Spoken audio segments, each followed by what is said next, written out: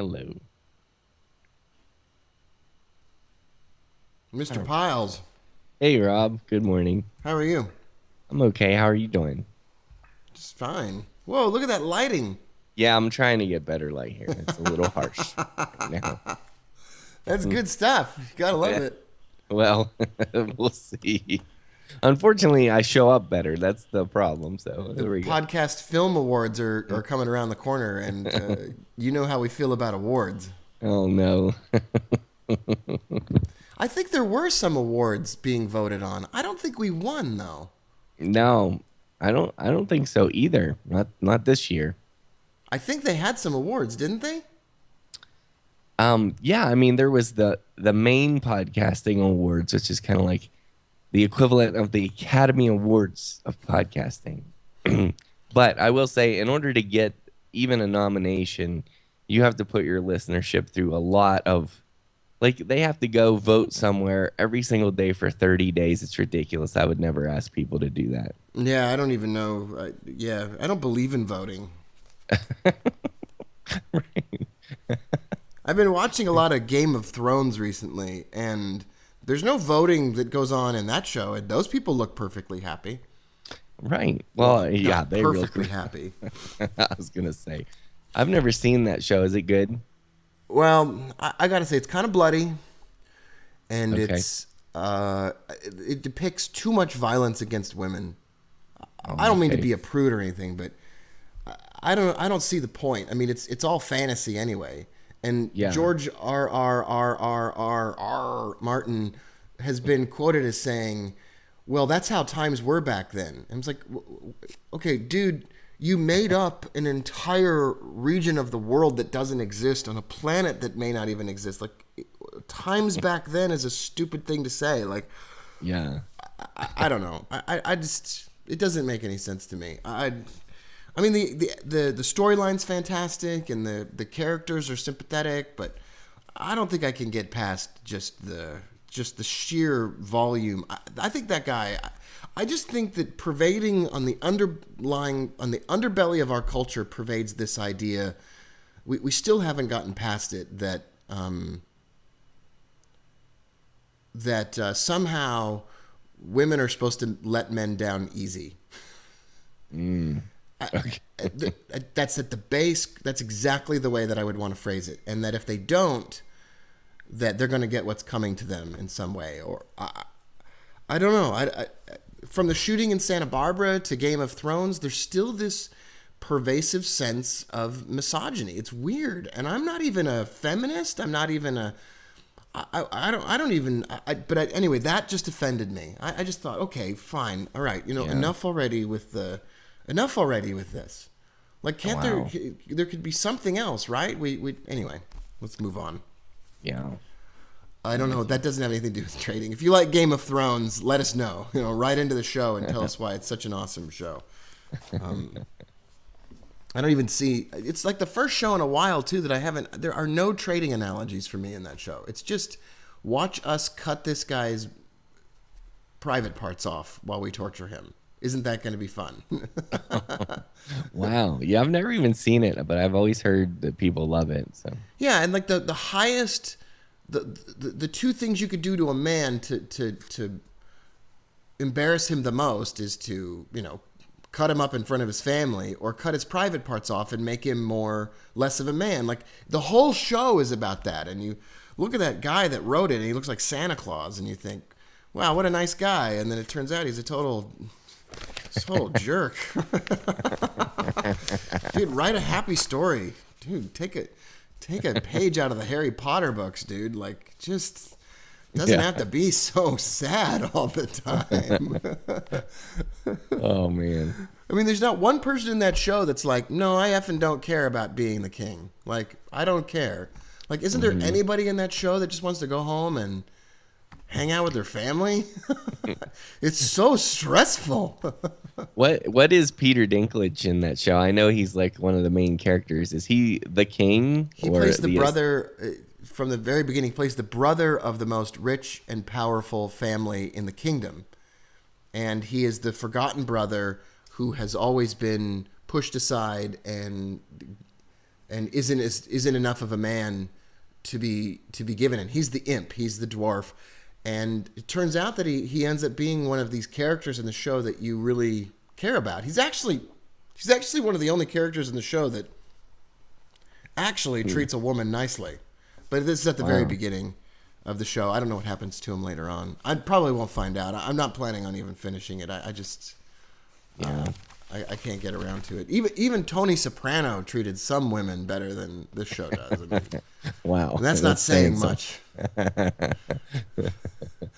So last time we were on the show, we talked about this question of whether or not a trader could learn to trade successfully in a vacuum, Jason, or trade successfully in silence. And I want to read the first of maybe a few, I don't know, scriptural passages in a series of podcasts that we will do. And I'm not even sure we'll get past this one, Jason, but I want to read to you a Zen koan, or a short story from Zen Buddhism that is designed to teach someone a principle. And I'm not a Zen Buddhist or anything like that, but I found this to be instructive. Okay. A philosopher asks Buddha. A philosopher asked Buddha, without words, without the wordless, will you tell me the truth? The Buddha kept silence. The philosopher bowed and thanked the Buddha, saying, with your loving kindness, I have cleared away my delusions and entered the true path. After the philosopher had gone, Ananda asked the Buddha what he had attained. The Buddha replied, a good horse runs even at the shadow of the whip.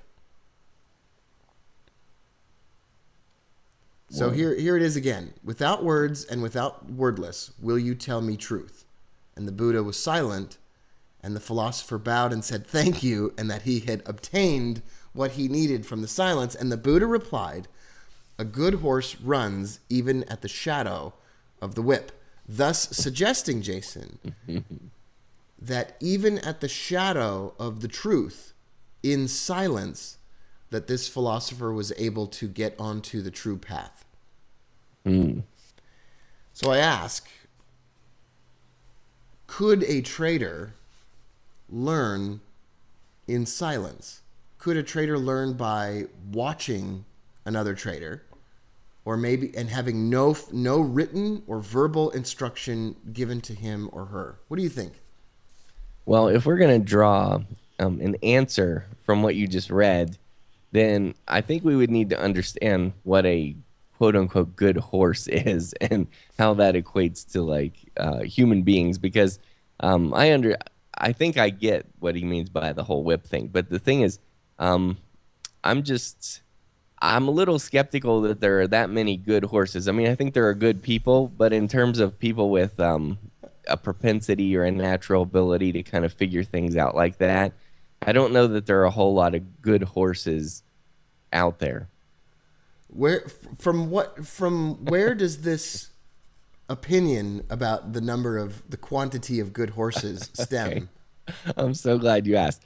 Because, for example, on the side of a Pop-Tart box, they have explicit instructions on how to make a Pop-Tart. Open it, put it in the toaster, take it out, enjoy it. And that worries me when I see things like that. And I'm thinking, if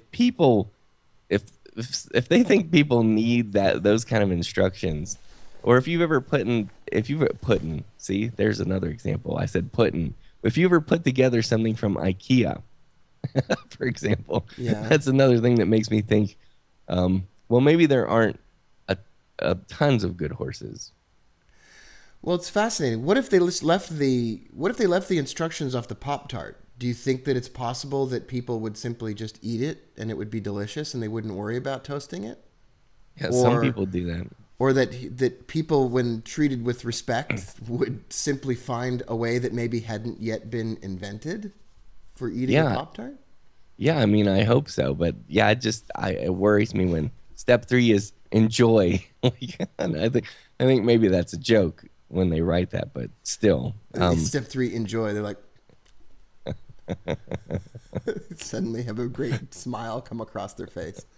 Yeah.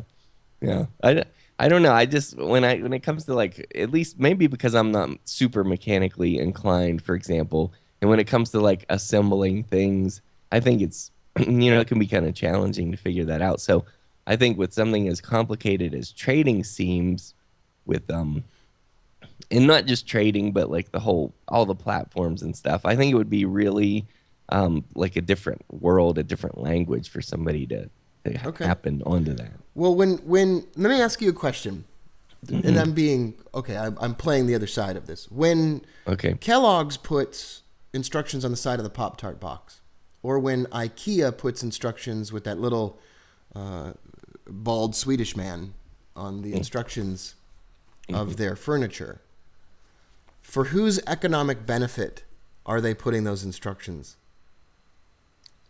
Supposedly for their own, right? Yeah, for their own, for the companies, because the company is fearful that if they don't teach you how to eat a Pop Tart, you will not enjoy Pop Tarts, or that you will enjoy them more if you are taught how to do them correctly. IKEA includes instructions because to sell you a piece of furniture without the instructions on how to put it together is guaranteeing a frustrated consumer that will not return to purchase furniture from you. Putting the instructions in the box is not even a guarantee that they're going to be happy putting it together. So it's for the benefit of the company. If the company refused to put instructions in the box, or Kellogg's refused to put instructions on the side of the box for the Pop Tart, I would suggest that that would contribute to the overall enjoyment of the consumer. And I'm gonna let me put it, Okay. if they no longer put instructions on the side of these boxes, we would all purchase Pop Tarts or furniture, and we would get together with other people and put it together. We would experiment with it on our own.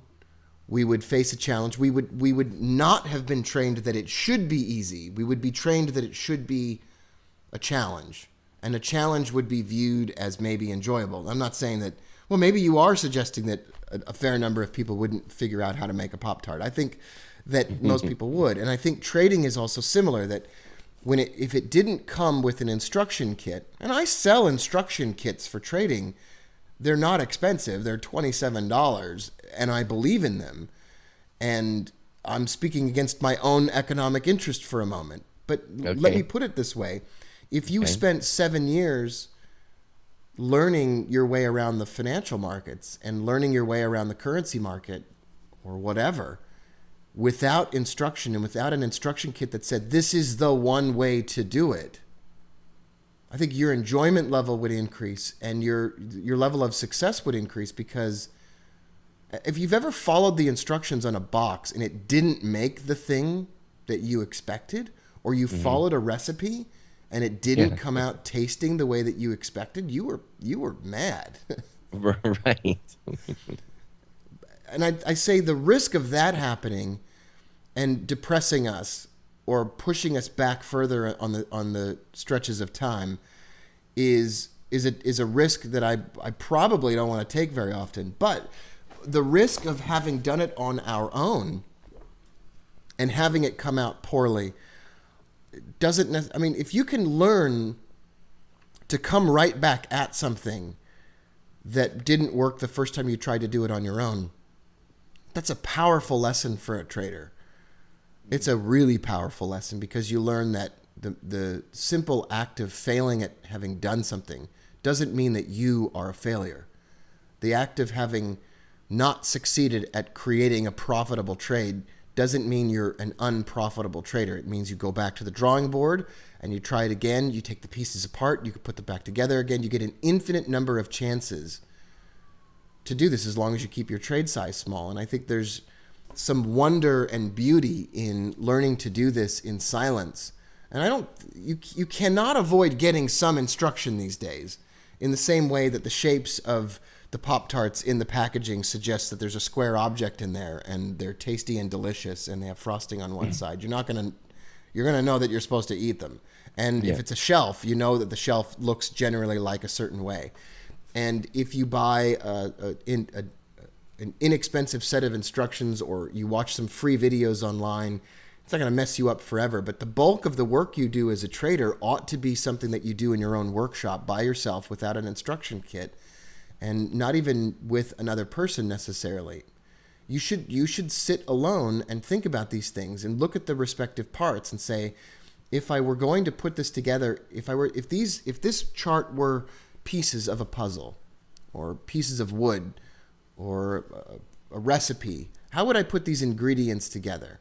What would I do here? Not being influenced by the outside world. What would I do? And is the shadow of the instructions. The instructions for Pop-Tarts are suggested by their packaging. The instructions for an IKEA shelf are suggested by its form. Do you know that it's supposed to be sides and then shelves? The instructions for trading the British pound US dollar are suggested by its formation. And the shadow of those instructions are perhaps in some cases more powerful than the instructions themselves. And instructions themselves, when given, can be taken so literally as to prevent you from fulfilling the full measure of its creation, or truly reaching your own full potential, or letting the financial instrument reach its own full potential. That we've all heard before, teaching yourself is more powerful, but we still go back to the instructions because it's easier.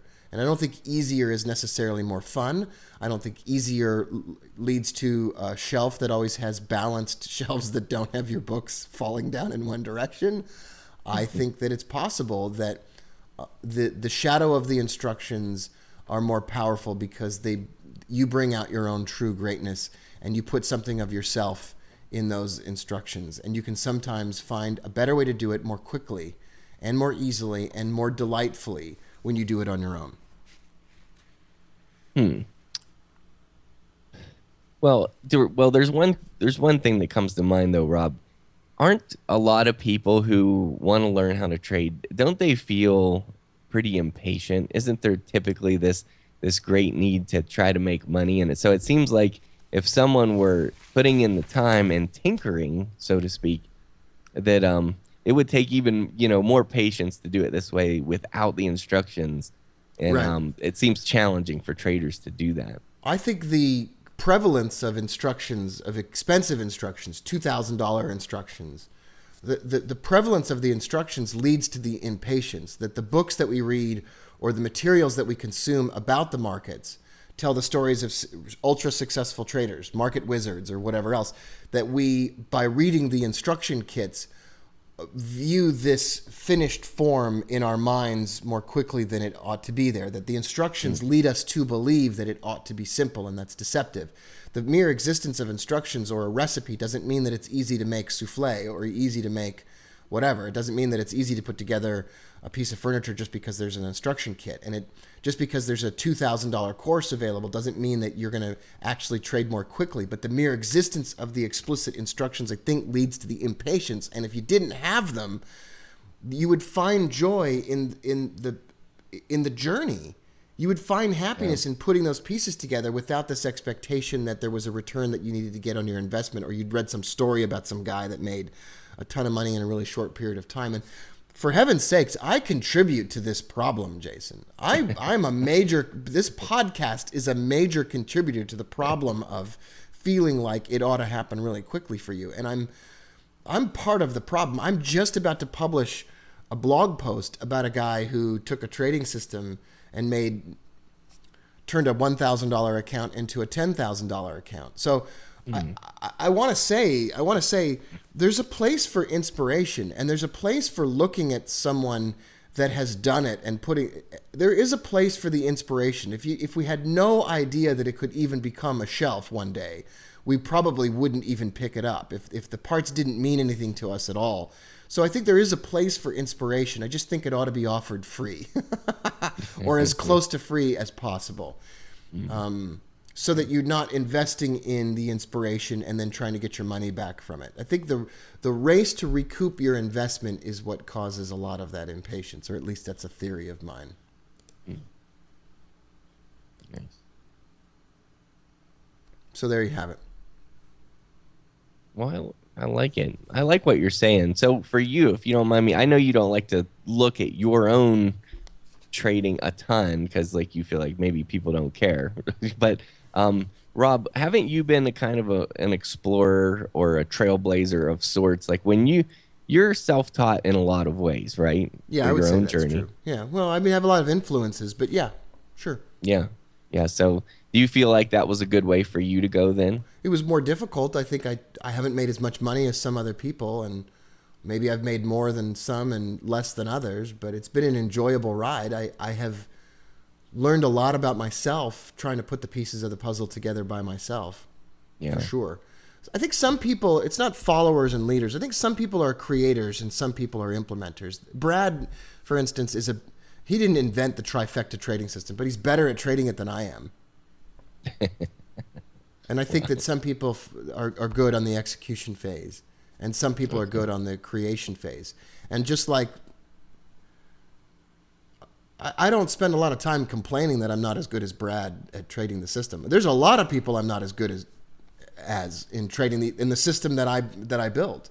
I'm pretty Yeah. good at it, but it's kind of funny sometimes to think about the fact that I'm not the best implementer of my own trading method. Wow. Have you identified like exactly why that is? Because that's kind of interesting that there are people who execute better and people who create better. That's Yeah, I haven't worried a lot about it. I don't worry about anything really. I think I'm ready for that question to emerge and spend some time playing around with it. But I haven't spent a lot of time doing anything. I'm happy. I'm so happy when someone else does a good job that I don't really care that it's better than me. I'm not a yeah. competitive person. Do you agree with that, or do you think I am?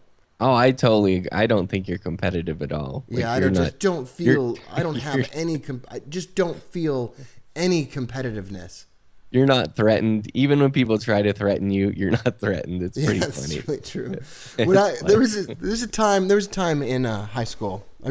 We talked about this before, but I really liked this girl, Bridget. I just thought she was the most beautiful girl in the whole world. I don't know what I saw in this person. I really don't. But so you put somebody on a pedestal and you idealize them. And I would go to school excited to go to school because I would see her on the days that I would see her in class. I'd be excited, and I would sit next to her, and I was okay funny, and she used to laugh at my jokes, and I think she was amused by me, and I don't think she knew what to make of me because, I mean, I wasn't part of any kind of clique. I didn't really fit in anywhere. I was kind of like in my own world, but I wasn't like in my own world like talking to myself in my own world. Like I still had right. friends and I talked to people, but I didn't get into or clue into looking like other people or dressing like other people or going to a party with other people. None of it occurred to me. I mean, I was like a person out of time. It was like I was from this time,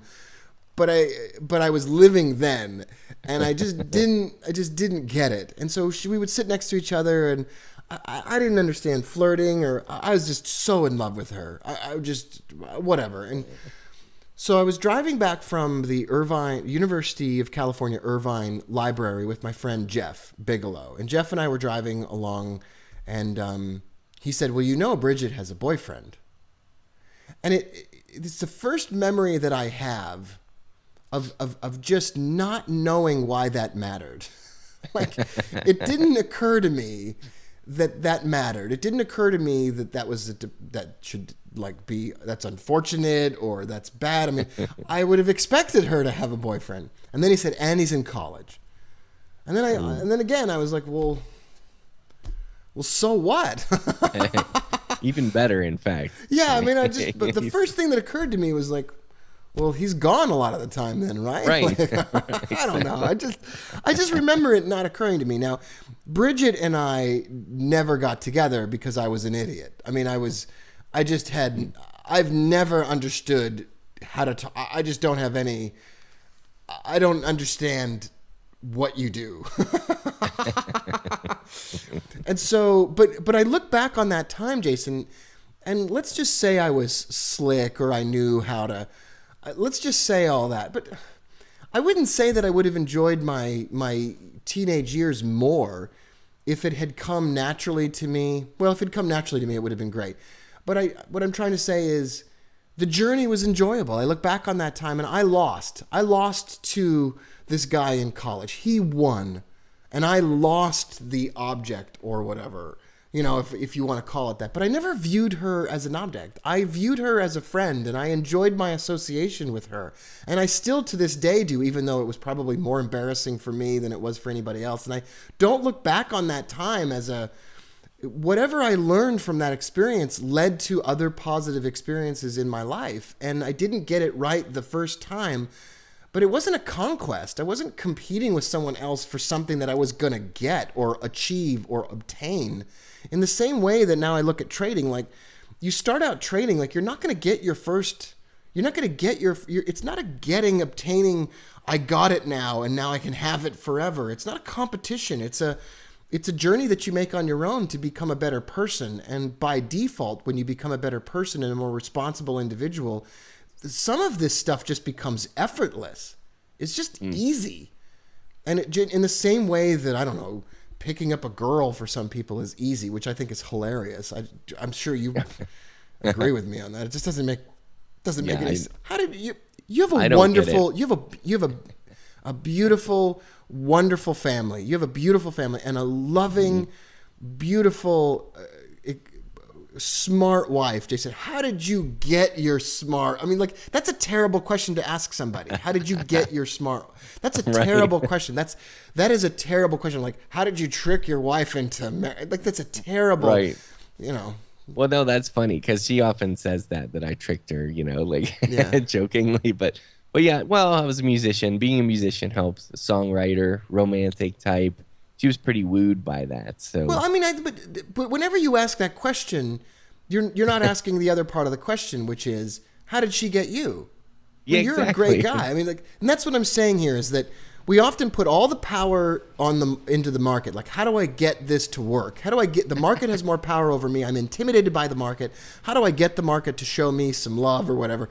But the market ought to be grateful that you're even looking at it, podcast listener. You're of value on your own. You have something to bring to the table in and of yourself and by yourself. And you don't lose your self-respect in this competition where you think you win or lose by whatever. So anyway, Jason, when we come back on the podcast, I want to talk more about how somebody brand new to the market goes about learning most effectively. So given this idea that you shouldn't overload yourself with instruction, how does somebody go about teaching themselves how to trade? How do you teach yourself how to trade? And when we come back on the podcast next time, we're going to tackle that issue.